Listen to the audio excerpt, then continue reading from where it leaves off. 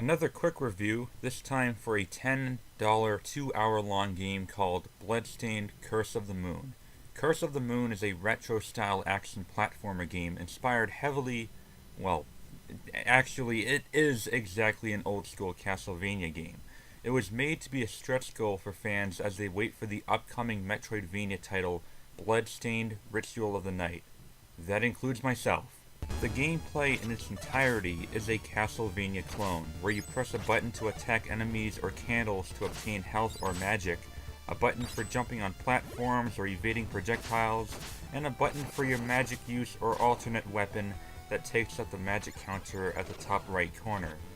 At the end of each stage you will also encounter a boss, each of them all completely different and well varied. Most of them were incredibly fun to fight.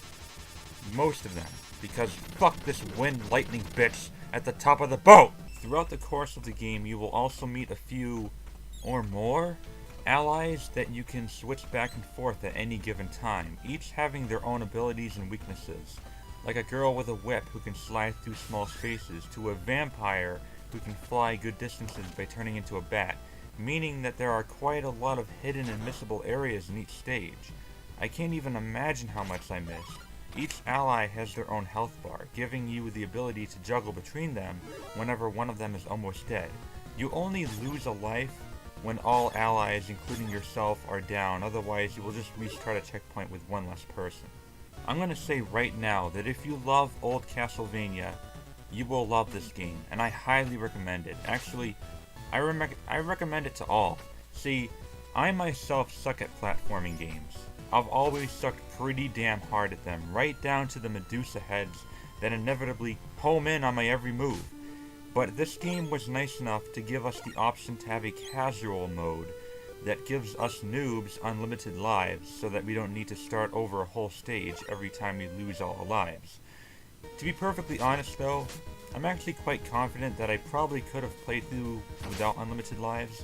It wasn't too hard overall, certainly not as challenging as I thought it would be, and definitely not as hard as those older Castlevania games.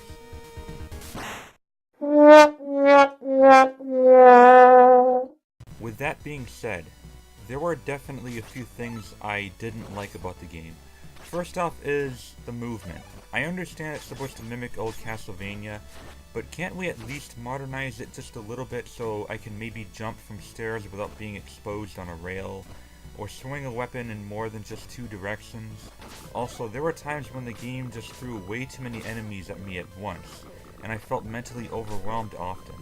Sometimes the design of the game can feel cheap, like most old 80s games would, but this game succeeding at doing what Konami did more than 30 years ago only reminds us of how far we've gone since then. Also, where are the boss health bars?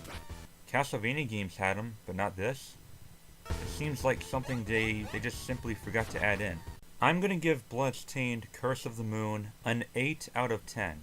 It's not the gold standard of 2D platforming by any stretch of what we've already seen or played, but it's definitely a nice 2 to 3 hour long nostalgic fix for faithful Castlevania fans, while also being accessible enough to make newcomers interested in what made the series so legendary in the first place. Sounds like a fair $10 deal to me, and a good way to pass an afternoon.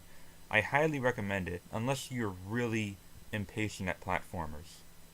Thank you very much for watching. The Gamer Gods!